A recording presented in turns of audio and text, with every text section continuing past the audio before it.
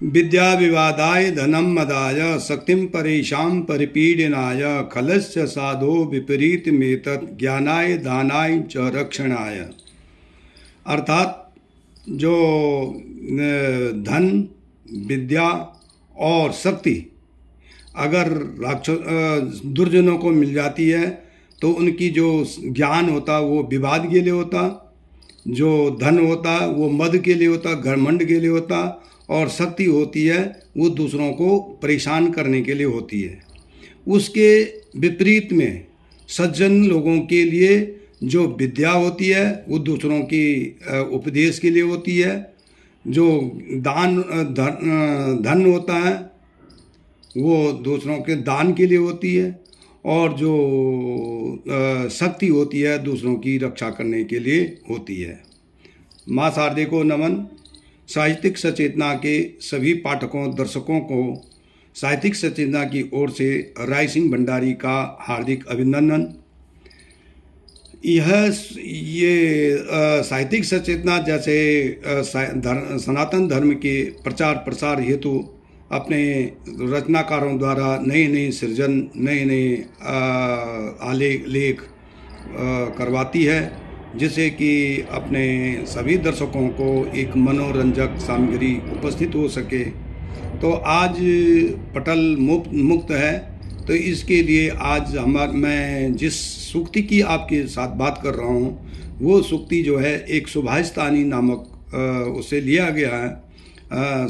श्लोकों से लिया गया है। सुभाषितानी का मतलब होता है सुभाष, मतलब अच्छी वाणी बोलने की जो कला है वह अच्छी वाणी है, इसमें अच्छे उपदेश हैं। इसमें यही कहा गया है कि जो खलस्य लोग होते हैं, खल लोग होते हैं, दुष्ट लोग होते हैं, उनका जो धन होता है, विद्या विवादाय, जो उनकी विद्या होती है, उनके पास अगर थोड़ा सा विद्या है तो वो दूसरों के झगड़े, दूसरों के विवाद में, मतलब वो सोचते हैं कि मेरे अलावा विद्या किसी को नहीं है, वो इतना दिखाते हैं कि दूसरे को विवाद खड़ा हो जाता है। ये उनके सामने अगर किसी अच्छे आदमी ने कुछ बात भी कर दी तो उनके लिए वो एक प्रेस्टीज इश्यू कह दो या एक वो भावना आ जाती है उनके दिल में कि ये मेरे से पढ़ा लिखा और दूसरा कोई नहीं है।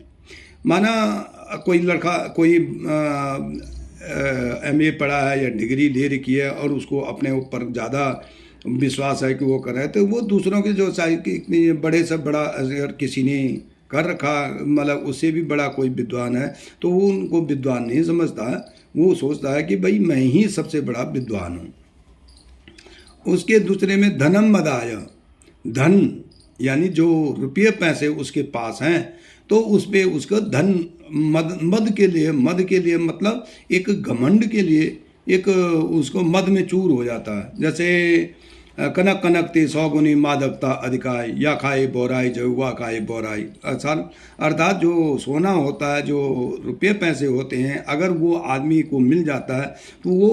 बोराई हो जाता है, मतलब पागल हो जाता है। तो इसी प्रकार से धन, अगर बुरे लोग जो हैं, दुष्ट लोग जो हैं, और उनके पास धन मिल जाता है तो वो क्या हो जाते हैं, एक अपने मद में आ जाते हैं, अपने घमंड में आ जाते हैं। जैसे आपको रावण का उदाहरण दे दिया जाए, जब उसके पास अतुलित शक्ति हो गई थी तो वो अपने घमंड में आकर के किसी को कुछ नहीं समझता था। तो ऐसे ही जो दुष्ट लोग होते हैं, जिनको थोड़ा सा पैसा आ जाता है तो अपने आप में घमंड करने लगते हैं। तीसरा है कि शक्तिम परेशान परिपीडनाय, शक्ति यानी जो उनके पास ताकत है, अगर उनके पास ताकत आ जाती है तो वो दूसरों के परेशान करने के लिए वो उसमें लगाते हैं। जैसे कि आपको पता हो, कहीं को कि भस्मासुर ने शक्ति मिली तो उसने शिवजी पे ही वार किया, या उसको रावण को शक्ति मिली तो उसने ही भगवान से दुश्मनी मोल ले ली, या कोई भी कितने भी राक्षस होंगे, कितने भी कुछ होंगे, जब शक्ति आ जाती है तो उसका प्रयोग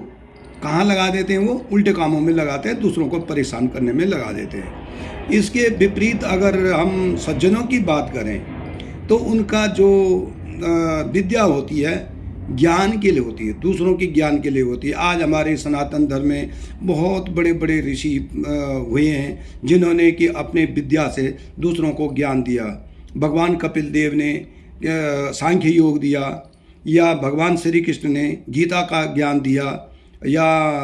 जो भी इतने महान संत लोग हुए हैं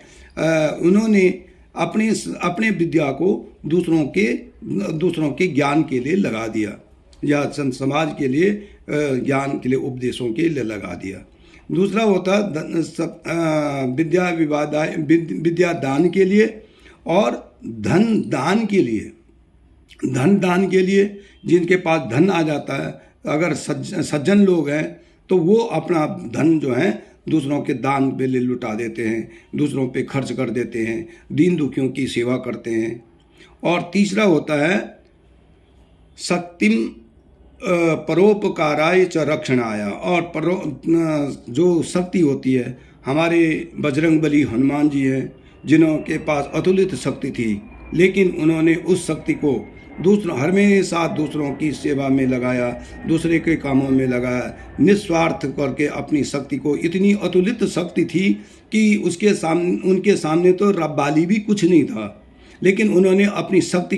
कभी अपनी शक्ति को नहीं महसूस होने दी, बल्कि दूसरे के कामों में, दूसरे के परोपकार में, दूसरे की रक्षा करने के लिए लगाया। तो यही अंतर होता है कि सज्जन लोगों के पास अगर वो सी चीज़ें हैं, मतलब अगर ये धरोहर हैं, कोई स्रोत हैं, तो वो दूसरों की सेवा में, दूसरों के दान के लिए, विद्या ज्ञान के लिए